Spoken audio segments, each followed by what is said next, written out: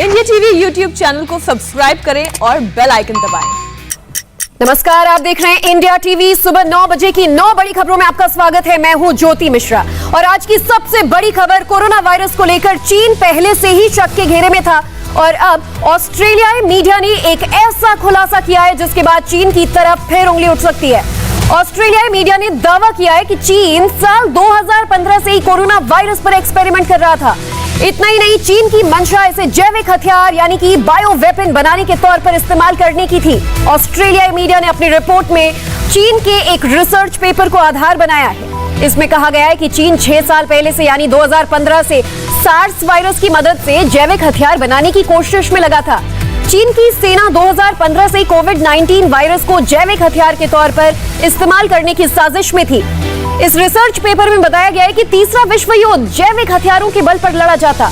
Reports के मुताबिक चीन की आर्मी के साइंटिस्ट ने इस बात पर भी चर्चा की थी कि सार्स वायरस में हेरफेर करके इसे महामारी के तौर पर कैसे बदला जा सकता है।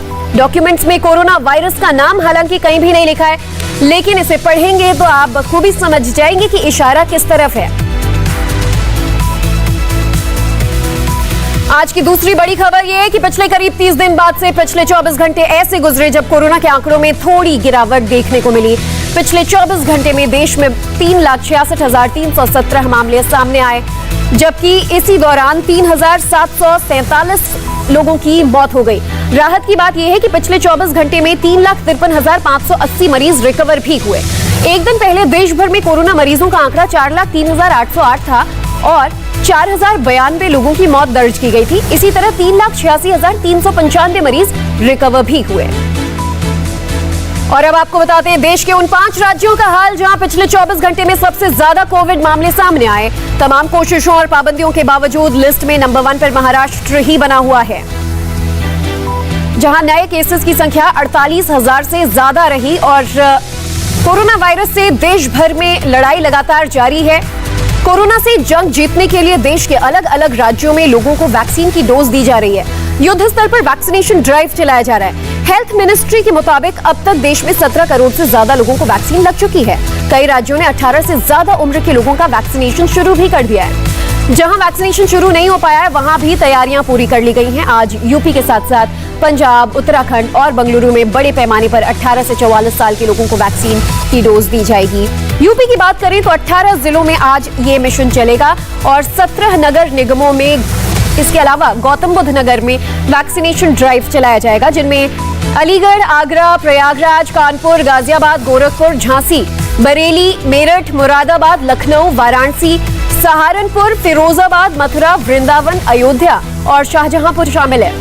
बेंगलुरु और पंजाब के साथ साथ उत्तराखंड में भी 18 से 44 साल के लोगों का टीकाकरण किया जाएगा।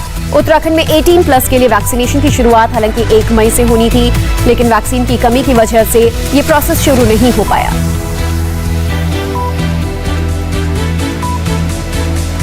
तो उत्तर प्रदेश में भी आखिरकार आज वैक्सीनेशन शुरू हो जाएगा। गौतम बुद्ध नगर में भी आज ये सिलसिला शुरू किया जाएगा। 18 जिलों समेत 17 नगर निगम में वैक्सीनेशन ड्राइव होना है।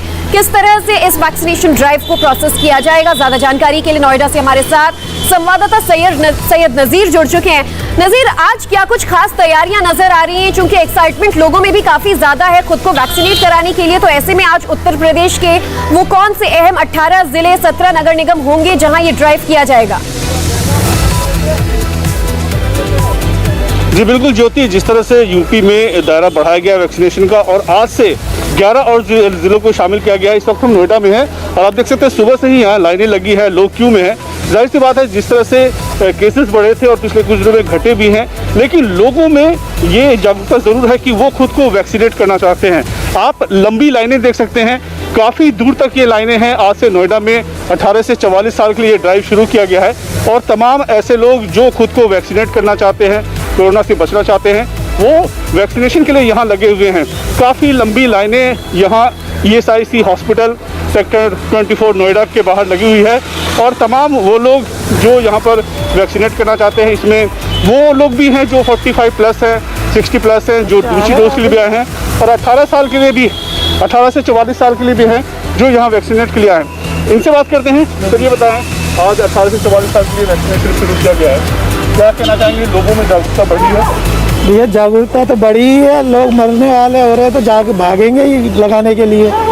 जागरूकता तो बढ़नी चाहिए और बढ़ भी रही है, और इससे बहुत लोगों को राहत भी मिलेगी। अगर नज़ीर, इनसे ये भी पूछिएगा कि ये किस प्रोसेस के थ्रू यहाँ पर आए हैं? क्या कोविन पोर्टल पर इन सभी ने रजिस्ट्रेशन किया? क्या सभी को अपॉइंटमेंट मिली, इसके बाद ही यहाँ पर पहुंचे? पहले लोग नहीं लगवा रहे थे और काफी लोग इसी की तरफ भाग रहे हैं। आप ये बताएं, आप किस प्रोसेस से हैं? आपने जो कोविन जो ऐप है या वेबसाइट है उसके जरिए आपने बुक किया? सेतु से, हाँ, वो जो है ना, एक ऐप से बुक किया था मैंने। देखिए, आप देख सकते हैं तमाम ऐसे लोग हैं, हर एज ग्रुप के लोग हैं जो यहाँ वैक्सीनेशन के लिए आए। हालांकि 18 से 44 साल के लिए भी आज से शुरू किया गया है, लेकिन काफ़ी लंबी भीड़ है, काफ़ी लंबी क्यू है और वो लोग अपनी बारी का इंतज़ार कर रहे हैं। तमाम ऐसे लोग जो नोएडा में, हालांकि नोएडा में 50 ऐसे सेंटर्स हैं जहाँ पे लोगों को वैक्सीनेट किया जाएगा। आप देख सकते हैं सुबह से ही यहाँ लोगों की काफ़ी लंबी लाइनें लगी है। प्रोसेस सबसे थोड़ी देर में शुरू होने वाला है, इसलिए बहुत सारे ऐसे लोग हैं जो यहाँ अपने बारी का इंतज़ार कर रहे हैं। आप ये बताएं, आपने कैसे अप्लाई किया इसके लिए वैक्सीनेट? तो इसमें 2 तरीके से अप्लाई कर सकते हैं, आरोग्य सेतु एंड कोविन के थ्रू। तो आरोग्य सेतु में मैंने रजिस्टर करवाया, कोविन के थ्रू और स्लॉट बुक कराया मैंने नोएडा के लिए। अंकल, आप बताएं, आप पहली बार वैक्सीनेशन के लिए आए हैं या आपका सेकेंड टाइम दे रहा हूँ, सेकेंड डोज दे रहा हूँ। तो पहले मैं फ्राइडे को आया था, बट फ्राइडे को नहीं था, आज बोल रहा है जब मिलेगा, तो इसलिए लाइन में खड़ा हूँ, देखता हूँ क्या होता है। तो पहली बार भी आई थी, इतनी भीड़ थी या आज ज़्यादा भीड़ दिख उस रही? दिन जो बिल्कुल बहुत कम था, आज जो आया था जो ऑनलाइन में सारे मिल जाएगा 45 प्लस, बट यहाँ पे मेंशन अभी देख रहा हूँ जब 18 प्लस दे रहा है, बट मुझे जो मालूम था जो 45 प्लस का ये था। दोनों तरह के लोग यहाँ पर हैं, 18 से 44 साल के और 45 प्लस के लोग भी हैं जो अपनी बारी का इंतजार कर रहे हैं। ज्योति, बिल्कुल नज़ीर, और लोगों में उत्साह कितना है वैक्सीनेशन को लेकर ये हम देख सकते हैं। जो नोएडा के सेक्टर 24 से आप तस्वीरें दिखा रहे हैं, सुबह 9 बजे से वैक्सीनेशन शुरू होना था और अभी से जहां तक लोगों की नजर जाएगी वहां तक ये लाइन नजर आती है, क्योंकि 18 प्लस वालों को यानी कि युवाओं को आज से उत्तर प्रदेश में वैक्सीन लगना शुरू हो चुका है। अपडेट्स लेते रहेंगे नज़ीर, बहुत बहुत धन्यवाद आपका इस पूरी जानकारी के लिए। और अब आपको मुंबई का हाल दिखा देते हैं। मुंबई में बीकेसी वैक्सीनेशन सेंटर पर आज फिर अफरा तफरी का माहौल देखने को मिला। आज बीकेसी में 18 से 44 साल के लोगों का वैक्सीनेशन होना है और ऐसे में 45 साल से ज्यादा उम्र के कई लोग दूसरी डोज लेने पहुंचे, लेकिन इन्हें वापस भेजा जा रहा है और इसीलिए लोगों में जबरदस्त नाराजगी देखी गई।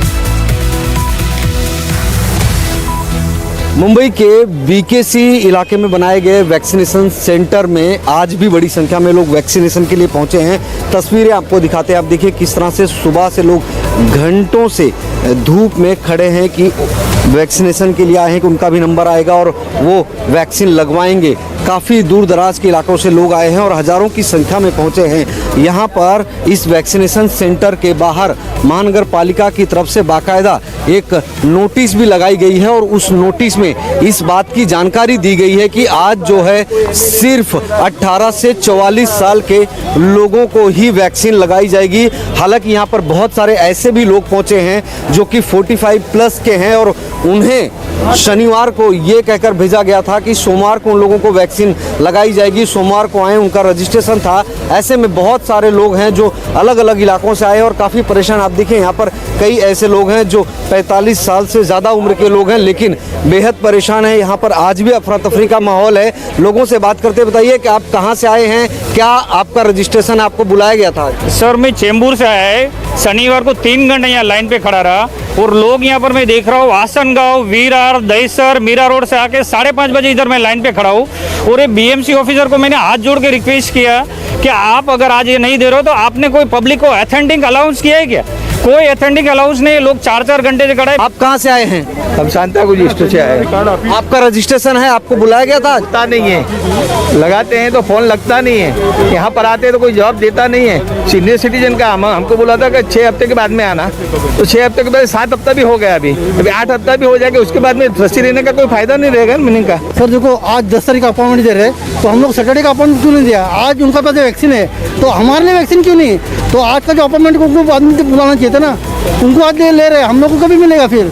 ये बताइए, आपका रजिस्ट्रेशन था आंटी यहाँ पर? पहला डोज में ले लिया है। मेरा उनका ऑपरेशन हो गया एक्सीडेंट में, मुझे खड़ा नहीं रह सकता है, फिर भी ये लोग मुझे लेके आया। मुझे कोई तो लेके आने को चाहिए। लेके आया तो अभी डोज नहीं, वापस जाना पड़ेगा।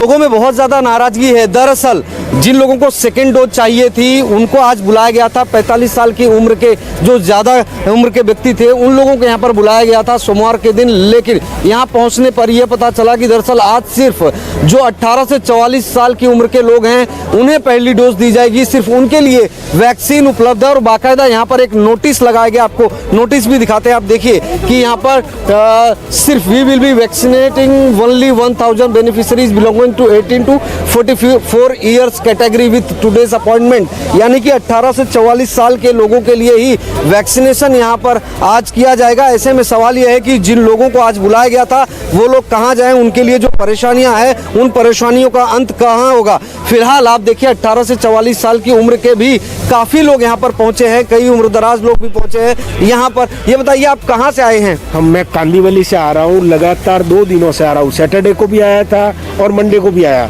अभी आने के बाद बता रहे हैं कि वैक्सीन नहीं है। कोरोना की कमर तोड़ने के लिए लॉकडाउन का रास्ता भी अपनाया जा रहा है। कई राज्यों में आज से नई सख्तियां लागू होंगी। दिल्ली, यूपी और हरियाणा में लॉकडाउन 17 मई तक एक्सटेंड कर दिया गया है। दिल्ली में 19 अप्रैल से लॉकडाउन चला आ रहा है, लेकिन इस बार के लॉकडाउन में केजरीवाल सरकार ने दिल्ली में मेट्रो सर्विसेज भी बंद करने का फैसला किया। यानी कि आज से लेकर नेक्स्ट मंडे तक, अगले सोमवार तक दिल्ली में मेट्रो नहीं चलेगी। बाकी सभी पब्लिक ट्रांसपोर्ट जैसे बस, टैक्सी चालू रहेंगे। शादी समारोह में सिर्फ 20 लोग ही शामिल हो सकते हैं। तो वहीं यूपी की बात करें, यहाँ लॉकडाउन में वही पाबंदियां लागू रहेंगी जो पहले से होती आ रही थी और इस दौरान सभी जरूरी सेवाएं जारी रहेंगी। मास्क न पहनने वालों पर कड़ी कार्रवाई होगी। तो हरियाणा में लॉकडाउन हफ्ते भर के लिए बढ़ाया गया है। सरकार ने कोरोना प्रोटोकॉल का कड़ाई से पालन करने का आदेश जारी किया है। रुक करते हैं, गोनिका हमारे साथ जुड़ चुकी हैं। गोनिका, खासतौर पर दिल्ली में लॉकडाउन एक्सटेंशन को लेकर लोगों में दुविधा है कि थोड़ा सा और स्ट्रिक्टनेस इस बार बढ़ता गया है। मेट्रो एसेंशियल सर्विस के लिए जो लोग आते जाते थे वो इस्तेमाल करते थे, इसके बंद हो जाने से उन्हें भी दिक्कतें आ सकती हैं। देखिए, बिल्कुल पहले भी एसेंशियल सर्विसेज से जुड़े लोगों के लिए ही मेट्रो चलाई जा रही थी, लेकिन इस बार और स्ट्रिक्टनेस करते हुए मेट्रो को बंद कर दिया गया है। जो शादी समारोह में पहले लोगों को शामिल होने की इजाजत थी और शादी के लिए बाकायदा बैंक्वेट और होटल में हो सकती थी, लेकिन अब उस पर भी रिस्ट्रिक्शन लगा दिया गया है। सिर्फ घर में शादी होगी, बाहर अपने घर की कोई भी शादी नहीं कर पाएगा। कोई बैंड बाजा कोई भी चीज शादी में शामिल नहीं हो सकती है। सिर्फ घर के अंदर या कोर्ट में 20 लोग जाकर शादी कर सकते हैं। तमाम रिस्ट्रिक्शन इसलिए की गई है क्योंकि दिल्ली में लगातार पॉजिटिविटी रेट अब धीरे धीरे कम हो रहा है और केजरीवाल सरकार अब ये पूरी कोशिश कर रही है कि अगले 1 हफ्ते में और ज्यादा सुधार किया जाए और कोशिश की जा रही है कि केसेस को 10 या 5000 से नीचे लाया जाए, ताकि ये जो रिस्ट्रिक्शंस है ये रिस्ट्रिक्शंस कहीं ना कहीं फायदा करे। क्योंकि पहले जो रिस्ट्रिक्शन लगी है, पहले जो 3 हफ्ते का लॉकडाउन लगा है, उससे ज्यादा तौर पर दिल्ली को फायदा हुआ है। जो मरने वाले लोगों की संख्या कम हुई है, केसेस कम हुए हैं और अब से सरकार चाह रही है कि और सख्ती ज्यादा अपनाई जाए, ताकि जो रिजल्ट पहले के 3 हफ्ते के लॉकडाउन में आया है वो अब इस अगले 1 हफ्ते के लॉकडाउन में ज्यादा देखने को मिले। बिल्कुल भी मेट्रो में कोई ट्रैवल नहीं कर पाएगा और जो एसेंशियल सर्विसेज से जुड़े लोग हैं उन्हें दूसरे ट्रांसपोर्ट मोड का सहारा लेना पड़ेगा, जैसे डीटीसी बस या फिर प्राइवेट कैब या फिर अपने व्हीकल का वो ज्यादा इस्तेमाल कर पाएंगे। ऐसे में जाहिर तौर पर उन लोगों के लिए दिक्कतें हैं क्योंकि कई मेडिकल स्टाफ, कई एसेंशियल सर्विसेज से जुड़े हुए लोग मेट्रो में ट्रैवल करते हैं, तो जाहिर तौर पर उन्हें तो परेशानी है ही। लेकिन इस वक्त सरकार चाह रही है कि कैसे भी इस चेन को तोड़ा जाए, जिस चेन को पिछले 3 हफ्तों में तोड़ने की कोशिश की गई है, अगले 1 हफ्ते में और ज्यादा कामयाबी मिले, इसीलिए ज्यादा से ज्यादा रिस्ट्रिक्शन लगाई जा रही है। बिल्कुल गोनिका, पिछले 3 हफ्ते में जो मामूली गिरावट आई है कोरोना के ग्राफ में, ऐसे में और सख्ती लगा दिए जाने के बाद अगर कड़ाई से वाकई इसका पालन होगा तो इसका फायदा भी दिल्ली वालों को ही मिलेगा। बने रहेगा हमारे साथ। एक और अपडेट जो इस वक्त कोरोना केसेस के बीच उत्तराखंड में भी लॉकडाउन को एक्सटेंड कर दिया गया है। 11 मई की सुबह 6 बजे से 18 मई तक के लिए यहाँ भी लॉकडाउन एक्सटेंड हो गया है। सिर्फ फल और सब्जियां, डेयरी की दुकानें सुबह 7 बजे से 10 बजे तक खुली रहेंगी, जबकि बाकी सभी दुकानें, मॉल्स, जिम और थिएटर अगले आदेश तक बंद रहेंगे। देश की सबसे बड़ी अदालत आज एक बार फिर से देश में कोरोना महामारी के बीच ऑक्सीजन संकट और कोरोना से निपटने की तैयारियों पर सुनवाई करेगी। सुप्रीम कोर्ट की जस्टिस डीवाई चंद्रचूड़ और जस्टिस एमआर शाह की बेंच ऑक्सीजन सप्लाई पर यह सुनवाई करेगी। तो कोरोना से निपटने की तैयारियों पर दायर याचिका पर भी आज सुप्रीम कोर्ट में सुनवाई होनी है।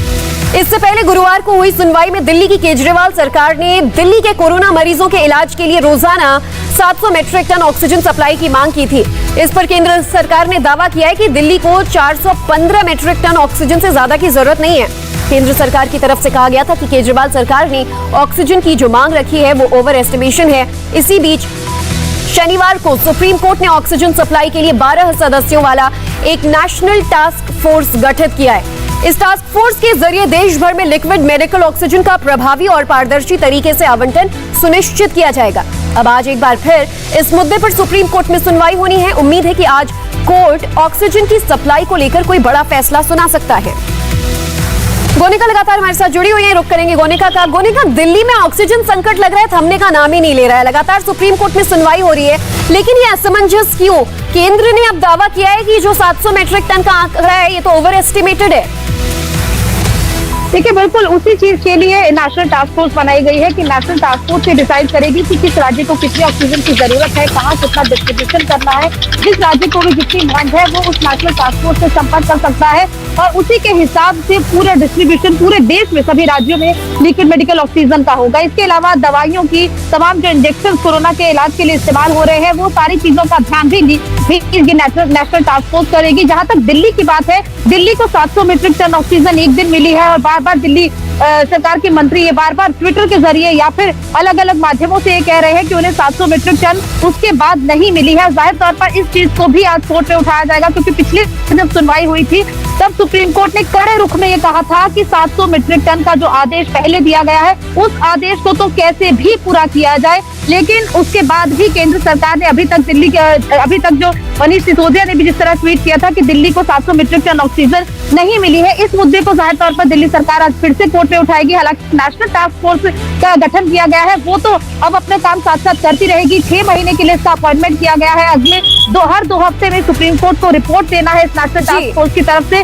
लेकिन आज जिस मामले पर सुनवाई होगी वो जाहिर तौर पर पूरे जिस तरह डिस्ट्रीब्यूशन हो रहा है सारी एसेंशियल सर्विसेज को लेकर कोरोना के टाइम पे, वो सारी चीजों को आज ध्यान में रखा जाएगा। और पहले क्योंकि सिर्फ दिल्ली की बात हो रही थी, अब बाकी के राज्य भी आ रहे हैं, अब बाकी के राज्यों की भी सुनवाई कोर्ट में होगी। उत्तर प्रदेश ने भी दावा किया है, ऑक्सीजन की मांग की है, अलग अलग राज्यों ने ऑक्सीजन की मांग की है केंद्र से। इस बीच दिल्ली की जो संकट है, समस्या है, वो नेशनल टास्क फोर्स से क्या सॉल्व हो पाएगी, देखना होगा कि आज सुप्रीम कोर्ट में क्या सुनवाई होती है और केंद्र ने जो बातें कही हैं उस पर सुप्रीम कोर्ट से क्या जवाब मिलता है। गोनिका, अपडेट्स आपसे दिन भर लेते रहेंगे, शुक्रिया इस पूरी जानकारी के लिए। लेकिन एक तरफ दिल्ली सुप्रीम कोर्ट में दिल्ली सरकार लगातार ऑक्सीजन सप्लाई बढ़ाए जाने की मांग कर रही है, तो दूसरी तरफ बड़ी कॉन्ट्ररी और शॉकिंग खबर भी दिल्ली से ही आई है, जहां ऑक्सीजन संकट के बीच केजरीवाल सरकार के एक मंत्री ऑक्सीजन की जमाखोरी कर रहे हैं। केजरीवाल के मंत्री इमरान हुसैन पर ऑक्सीजन की जमाखोरी और अपने पसंद के लोगों को ऑक्सीजन बांटने का आरोप लगा है।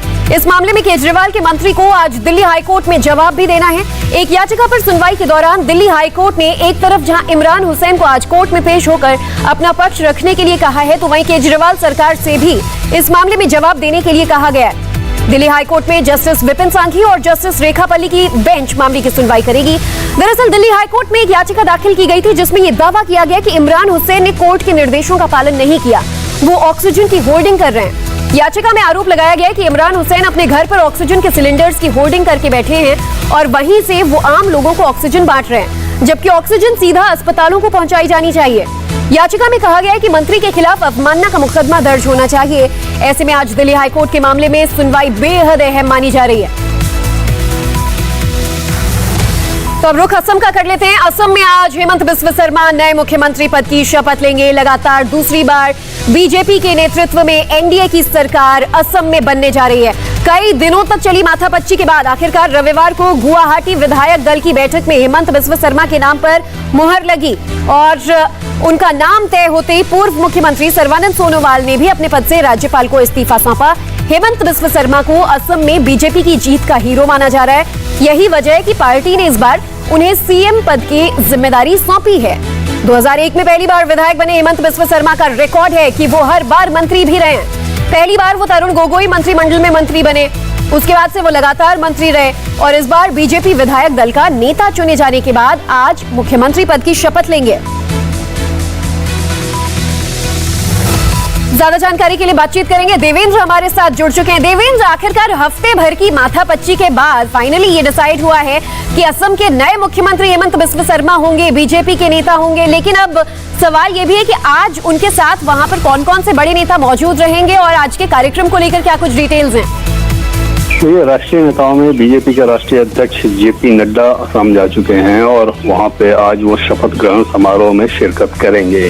के अलावा बड़े नेताओं की जैसे बात कर रहे हैं तो अमित भाई या कोई और बड़े नेता नहीं होंगे। पार्टी के राष्ट्रीय अध्यक्ष जेपी नड्डा, जो कि पार्टी के लिहाज से, पार्टी संगठन के लिहाज से सबसे बड़े नेता हैं, वो वहाँ पे मौजूद रहेंगे। और शपथ ग्रहण समारोह की बात करें तो लगभग माना यह जा रहा है कि तकरीबन 1.5 दर्जन मंत्री शपथ ले सकते हैं आज मुख्यमंत्री हेमंत बिस्वा शर्मा के शपथ ग्रहण समारोह में। और उसमें से 4 से 5 सीटें ऐसी हैं जो कि एलाइज के लोगों को भी दी जाएंगी वहां पे, जो कि मंत्री पद की शपथ लेंगे। असम बीजेपी के अध्यक्ष रंजीत कुमार दास, ये तय माना जा रहा है कि वो कैबिनेट मंत्री के तौर पे शपथ लेंगे। तो ये सारा होमवर्क जो है पार्टी का वो लगातार चल रहा है और आज वो शपथ ग्रहण समारोह होगा जिसमें तकरीबन 1.5 दर्जन लोग मंत्री पद की शपथ लेंगे आज हेमंत बिस्वा शर्मा के साथ। तो दूसरी बार असम में बीजेपी की सरकार बन रही है, लेकिन इस बार मुख्यमंत्री सर्बानंद सोनोवाल नहीं, आज इस बार हेमंत बिस्वा शर्मा होंगे जो शपथ ग्रहण आज करेंगे। और देवेंद्र जो अपडेट्स दे रहे थे कि जेपी नड्डा वहां मौजूद रह सकते हैं, अमित शाह के जाने की कोई जानकारी नहीं मिली है और एलआई नेता के भी 4-5 जो सदस्य हैं वो मंत्री पद का शपथ ग्रहण कर सकते हैं। लगातार अपडेट्स दिन भर के आप तक पहुंचाते रहेंगे। शुक्रिया देवेंद्र फिलहाल इस पूरी जानकारी के लिए। कोरोना संकट के बीच यूपी के बदायूं से एक हैरान करने वाली खबर आ रही है, पूरी खबर ब्रेक के बाद। नमस्ते, मैं हूं मीनाक्षी जोशी। वीडियो और खबरों से अपडेट रहने के लिए India TV YouTube channel subscribe करें, बेल आइकन दबाना ना भूलें। जुड़े रहें इंडिया टीवी के साथ।